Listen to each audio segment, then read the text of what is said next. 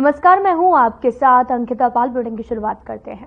Bharat scout एवं guide Uttarakhand के द्वारा संगठन के 75वें स्थापना दिवस के उपलक्ष्य में बीते रोज सीएम पुष्कर सिंह धामी को फ्लैग स्टिकर लगाकर अलंकृत किया गया है। वहीं संगठन के प्रादेशिक मुख्य आयुक्त सीमा जौनसारी ने बताया कि भारत स्काउट एंड गाइड के 75वें स्थापना दिवस के उपलक्ष्य में 7 नवंबर 2024 से 7 नवंबर 2025 तक राष्ट्रीय स्तर पर कई कार्यक्रम आयोजित कराए जा रहे हैं। इस उपलक्ष्य पर विशेष फ्लैग राष्ट्रीय, राज्य और जनपद स्तर के गणमान्य व्यक्तियों को भेंट किए जा रहे हैं। आपको बताते चलें कि सीएम धामी के कार्यक्रम में शिरकत की है और फ्लैग स्टिकर लगाकर उनका अलंकृत किया गया उन्हें, और स्काउट एवं गाइड का 75वां स्थापना दिवस मनाया गया है, जिस दौरान सीएम धामी मौके पर मौजूद रहे। और साथ ही आपको यह भी बताते चलें कि उत्तराखंड स्थापना दिवस आज है, जिसको लेकर तमाम तरह की तस्वीरें देखने को मिली हैं।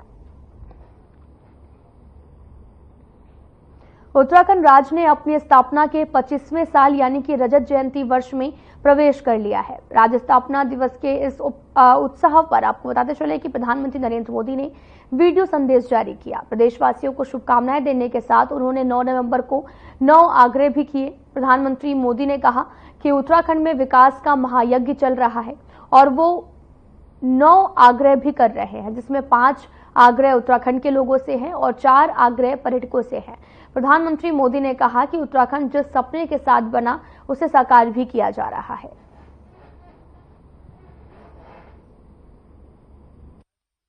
मैं आज सभी पर्यटकों से भी 4 आग्रह करूंगा। पहला आग्रह है, जब भी आप हिमालय की गोद में पहाड़ों पर घूमने जाएं, तो सर्वोपरि रखें। इस प्रण के साथ जाएं कि आप सिंगल यूज प्लास्टिक का इस्तेमाल नहीं करेंगे। दूसरा आग्रह है, वोकल फॉर लोकल के मंत्र को वहां भी याद रखें। आपकी यात्रा का जो खर्च होता है उसमें से कम 5% स्थानीय लोगों के द्वारा उत्पादित किए गए प्रोडक्ट खरीदने में खर्च करें।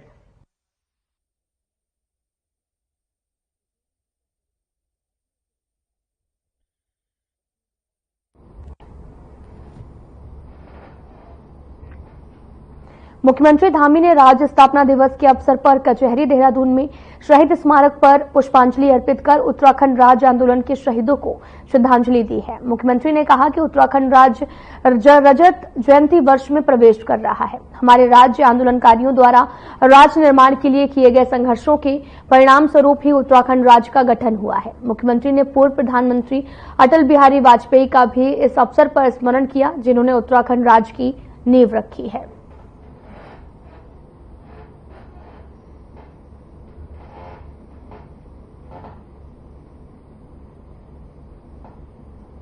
स्थापना के 24 साल पूरे हो रहे हैं, हम 25वें साल में प्रवेश कर रहे हैं। मैं आज इस राज्य स्थापना दिवस के अवसर पर अपने सभी राज्य के बलिदानियों को, हमारे अमर बलिदानी जिन्होंने राज्य के लिए अपने प्राणों का बलिदान किया, देश की सीमाओं पर हमारे राज्य से अपना सर्वोच्च बलिदान देने वाले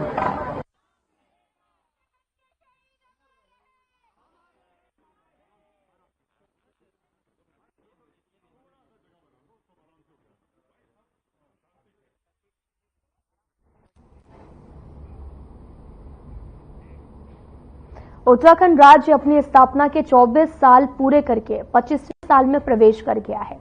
उत्तराखंड की स्थापना 9 नवंबर सन 2000 में हुई थी। स्थापना के समय राज्य का नाम उत्तरांचल रखा गया था, बाद में से उत्तराखंड किया गया। दरअसल मूवमेंट उत्तराखंड राज्य आंदोलन के नाम से ही चला था। सन 2000 में बना उत्तराखंड राज्य 25 साल का हो गया है। इस मौके पर सीएम पुष्कर सिंह धामी ने राज्यवासियों को बधाई दी। बीजेपी के राष्ट्रीय अध्यक्ष जेपी नड्डा, केंद्रीय गृह मंत्री अमित शाह और उत्तर प्रदेश के सीएम योगी आदित्यनाथ ने राज्यवासियों को भी उत्तराखंड स्थापना दिवस की शुभकामनाएं दी हैं।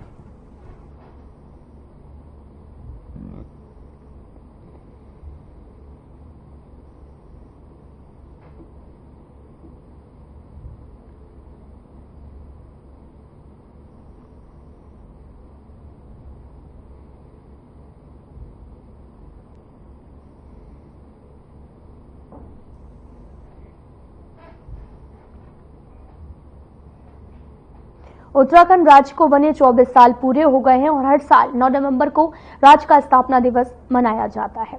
और आज उत्तराखंड राज्य का 24वां स्थापना दिवस मनाया जा रहा है, जिसको लेकर अल्मोड़ा जनपद में स्कूली छात्रों द्वारा प्रभात फेरी निकाली गई। इस मौके पर आपको बताते चले कि युवाओं ने दौड़ का आयोजन किया और राज्य स्थापना दिवस के सभी कार्यक्रम सादगी से मनाए गए और राज्य स्थापना दिवस की पूर्व संध्या पर प्रस्तावित सांस्कृतिक कार्यक्रम भी निरस्त कर दिए गए।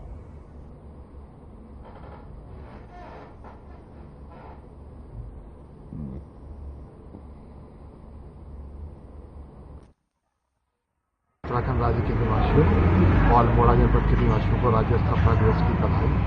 और आगे का एक क्रम शुरू हुआ है प्रातःकाल से प्रभात फेरियों का, मैराथन दौड़ का, शाम स्वच्छता का, किशोरी बालिका बच्चों का। हम लोग ये कार्यक्रम सादगी से मना रहे हैं। एक बड़ी घटना हो गई थी।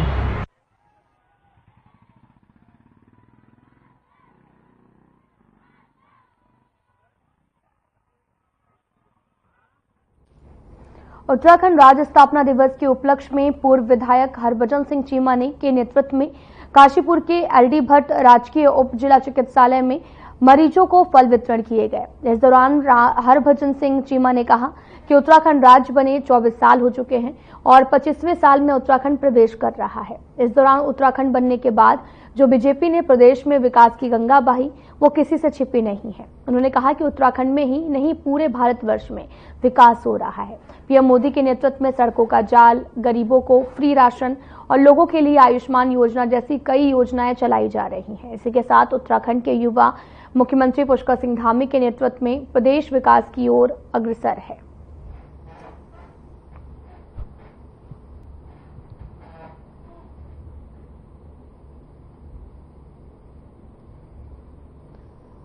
आपको बता दें कि उत्तराखंड राज्य ने आज अपनी स्थापना के 25वें साल यानी कि रजत जयंती वर्ष में प्रवेश किया है और राज्य स्थापना दिवस के इस उत्सव में लोगों ने भी सहभागिता निभाई है। हरभजन चीमा ने फल वितरित किए हैं।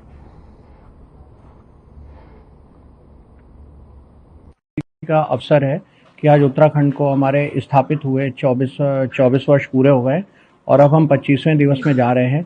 तो इसी खुशी में जो है आज सरकार के माध्यम से उनके आदेशानुसार सभी हमारे यहाँ पे भर्ती मरीजों को और ओपीडी और आईपीडी वाले पेशेंट्स को फल का वितरण किया जा रहा है, जिसमें हमारे माननीय विधायक जी भी यहाँ पे उपलब्ध हैं एवं मुख्य चिकित्सा अधीक्षक जी साथ में उपलब्ध हैं। हमारा प्रयास रहेगा कि यहाँ पे जो अस्पताल में जो दवाइयों की जो कमी है उसको पूरा किया जाए ताकि मेडिसिन हर समय अवेलेबल हो यहाँ पे।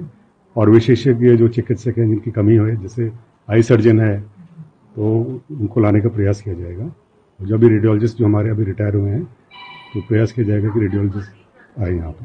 देखिए, राष्ट्रीय स्थापना दिवस जो हम अपने प्रदेश का मना रहे हैं, उत्तराखंड का, उसको 24 साल हो गए और 25वां साल लगने वाला है।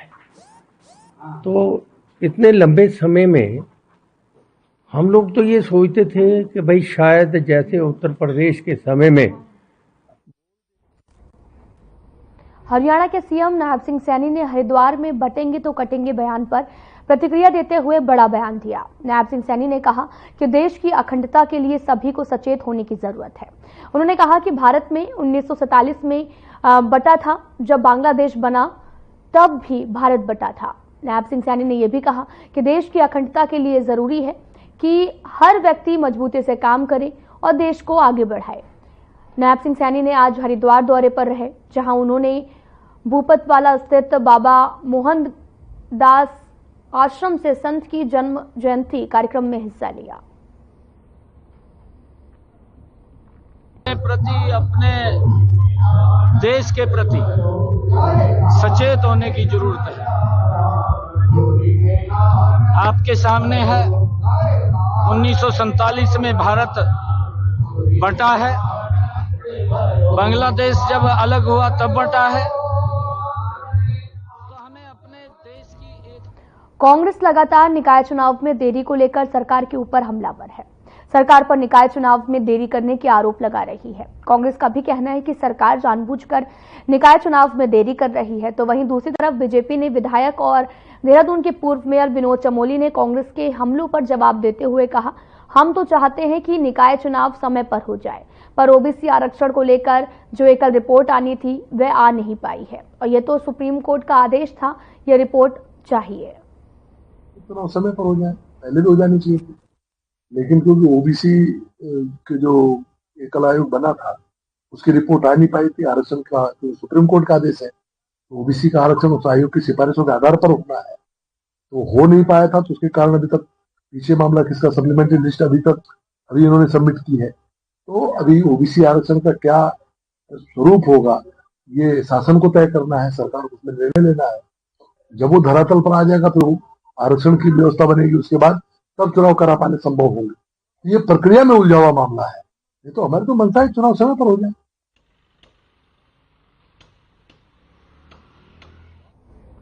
फिलहाल यहां रुकते हैं एक छोटे से ब्रेक के लिए।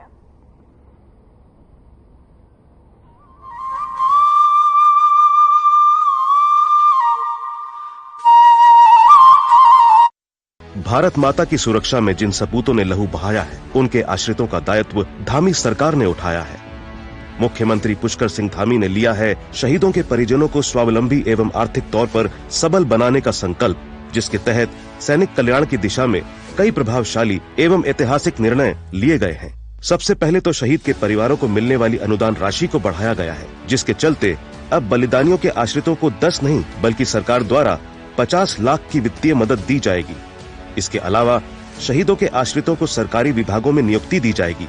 यही नहीं, सरकारी नौकरी के लिए आवेदन करने की समय सीमा को भी 2 साल से बढ़ाकर 5 साल किया गया है।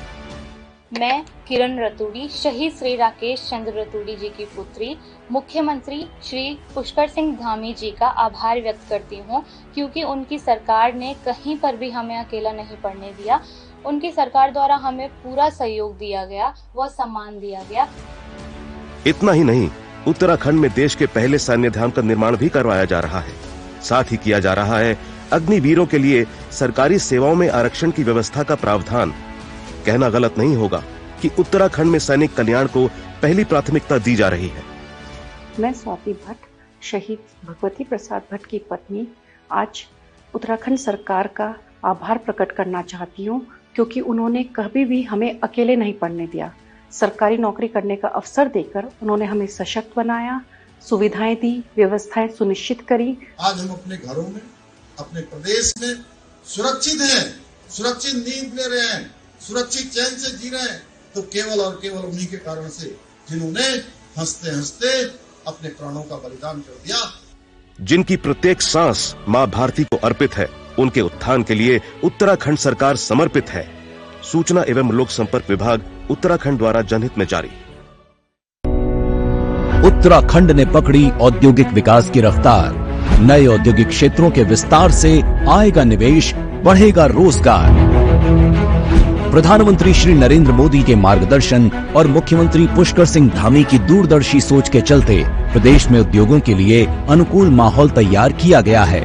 निवेशकों के लिए आकर्षक नीतियां लाई गई हैं। यही वजह है कि हाल ही में आयोजित ग्लोबल इन्वेस्टर्स समिट के दौरान करीब 3,57,000 करोड़ रुपए के निवेश प्रस्तावों पर हस्ताक्षर हुए हैं।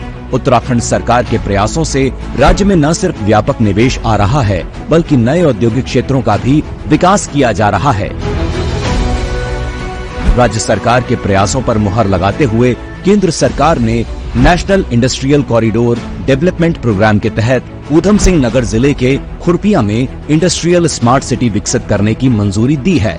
मुख्यमंत्री पुष्कर सिंह धामी का dream project Khurpia industrial city manufacturing का बड़ा केंद्र बनेगा। यहाँ 1265 करोड़ रुपए की लागत से 1002 एकड़ भूमि पर उद्योगों की स्थापना की जाएगी। परियोजना के माध्यम से करीब 20,000 करोड़ रुपए का निवेश आकर्षित किया जाएगा, जिससे राज्य में 75,000 से अधिक युवाओं को प्रत्यक्ष रूप से रोजगार मिलेगा। खुरपिया औद्योगिक क्षेत्र में automobile industry, auto components, engineering और फैब्रिकेशन की इकाइयों पर फोकस किया जाएगा। देश का प्रमुख औद्योगिक गलियारा अमृतसर कोलकाता इंडस्ट्रियल कॉरिडोर खुरपिया के करीब से होकर गुजरता है। कॉरिडोर से जुड़ने के कारण खुरपिया की रोड, रेल और एयर कनेक्टिविटी मजबूत होगी, जिससे औद्योगिक उत्पादों के निर्यात में सुविधा मिलेगी। नए औद्योगिक क्षेत्रों के विकास और व्यापक निवेश आकर्षित करके धामी सरकार सशक्त उत्तराखंड की मजबूत नींव रख रही है। औद्योगिक विकास ने पकड़ी रफ्तार, बढ़ रहा निवेश, मिलेगा रोजगार।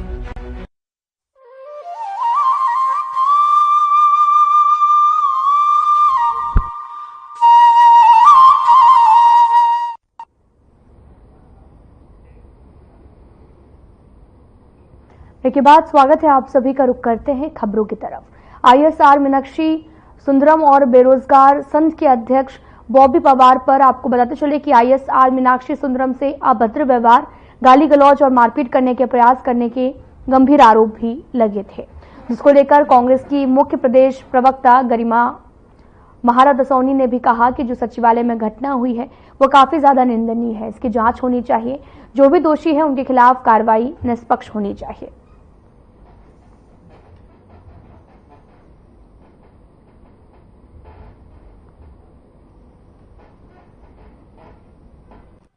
देखिए, बहुत दुर्भाग्यपूर्ण है। उत्तराखंड क्योंकि शांतिप्रिय प्रदेश में गिना जाता है, बहुत छोटा हमारा प्रदेश है, सब एक परिवार की तरह मिलजुल कर रहते हैं, आपस में सौहार्दपूर्ण माहौल है।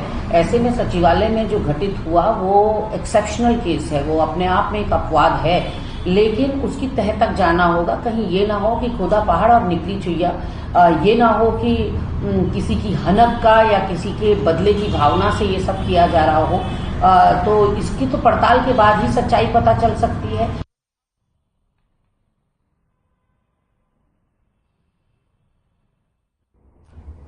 कांग्रेस ने बीते दिनों वन विभाग की तरफ से बाबा तुंगनाथ की देव डोली को भी रोके जाने पर हिंदू सनातन धर्म के अनुयायियों की भावनाओं से खिलवाड़ करना बताया है। उत्तराखंड कांग्रेस की मुख्य प्रवक्ता गरिमा महारा दसौनी ने भी कहा कि हर साल बाबा तुंगनाथ की देव डोली पारंपरिक रास्ते से होकर गुजरती है।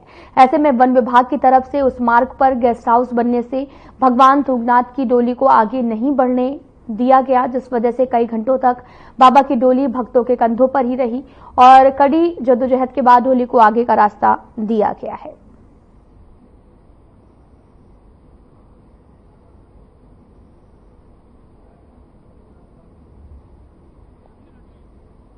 तरह का एक्सेप्शनल केस जहां स्वयं भगवान की डोली जा रही है, देवताओं की हमारी डोली जा रही है, उसमें मुझे नहीं लगता कि कोई जो है वन विभाग की भूमि को या जंगलों को नुकसान पहुंचा रहा था। ये बिल्कुल हानिकारक नहीं था, कोई हानि किसी को नहीं पहुंचाई जा रही थी। तो ऐसे में ये अपना जो हनक दिखाने की आदत वन विभाग को है, पता नहीं ये कब जाएगी और किसके इशारे पर ये देवडोली रोकी गई, कैसे अपने स्तर पर इन लोगों ने फैसला ले लिया। ये कहीं ना कहीं हिंदू सनातन धर्म के अनुयायियों को, उसके मानने वालों के भावनाओं के साथ खिलवाड़ है।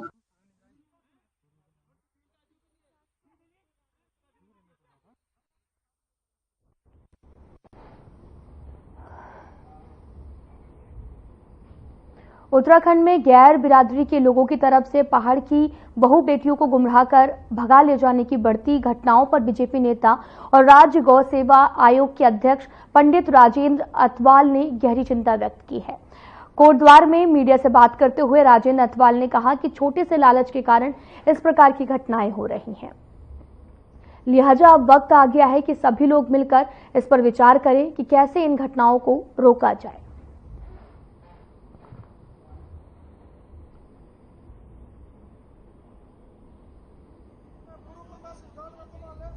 सरकार इस ओर भी ध्यान दे रही, क्योंकि हमारी डेमोग्राफी भी चेंज होती जा रही है।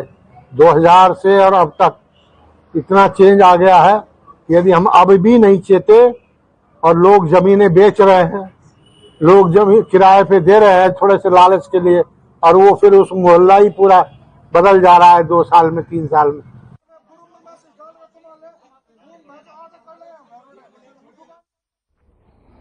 काशीपुर के कुंडेश्वरी क्षेत्र में अलग अलग 4 स्थानों से अज्ञात चोरों की तरफ से चोरी की गई है। बाइकें पुलिस ने बरामद कर ली हैं। साथ ही आपको यह भी बताते चले कि भुक्तभोगियों की तरफ से चोरी की सूचना पुलिस को दी गई, जिसका संज्ञान जो है वो लेते हुए अपर पुलिस अधीक्षक अभय सिंह और नवनियुक्त कोतवाल विक्रम सिंह राठौड़ ने कुंडेश्वरी पुलिस को निर्देशित किया चोरी की घटनाओं का अतिशीघ्र खुलासा किया जाए। पुलिस ने सीसीटीवी कैमरों की मदद से चोरी की तलाश भी शुरू कर दी और साथ ही पुलिस ने कुंडेश्वरी रोड स्थित सिटकुल गेट के पास से 2 संदिग्ध व्यक्तियों को गिरफ्तार किया गया है। थाना काशीपुर में शिकायत मिली कि IIM कुंडेश्वरी और वहीं पे निकट में एक पेट्रोल पंप है जो कि मोबाइल चोरी की गई थी। इसके अलावा और कुंडेश्वरी क्षेत्र में एक बाइक चोरी की सूचना मिली। तत्काल इंस्पेक्टर काशीपुर के नेतृत्व में टीम बनाई गई और चूंकि एक IIM के अंदर जो इनसाइड कैंपस में चोरी हुई थी। ऋषिकेश के आवास विकास स्थित सरस्वती विद्या मंदिर इंटर कॉलेज के अर्धवार्षिक परीक्षा में कक्षा 9 की सृष्टि रतूड़ी ने पूरे स्कूल में प्रथम स्थान प्राप्त कर स्कूल का नाम रोशन किया है, जबकि कक्षा 9 के अभिषेक राणा ने दूसरे स्थान पर बाजी मारी। इसके अलावा कक्षा 8 के वैभव पंत पूरे स्कूल में तीसरे स्थान पर अव्वल आए। स्कूल का अर्धवार्षिक परीक्षा परिणाम घोषित करने के लिए एक कार्यक्रम का आयोजन हुआ, जिसका शुभारंभ स्कूल के प्रधानाचार्य उमाकांत पंत, गृह परीक्षा प्रभारी रामगोपाल रतूड़ी और करणपाल बिस्ट और साथ ही सतीश चौहान ने दीप प्रज्वलित करके किया है।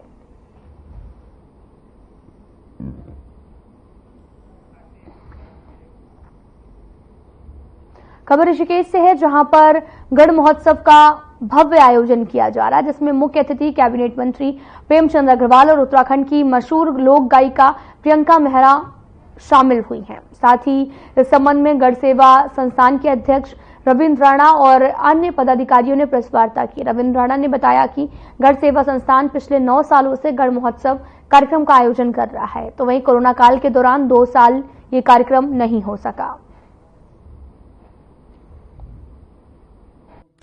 हमारी संस्था गढ़ सेवा संस्थान एक पंजीकृत संस्था है और वर्ष 2016 से लगातार हम इगास पर्व को गढ़ रक्षक महोत्सव के रूप में मनाते चले आ रहे हैं।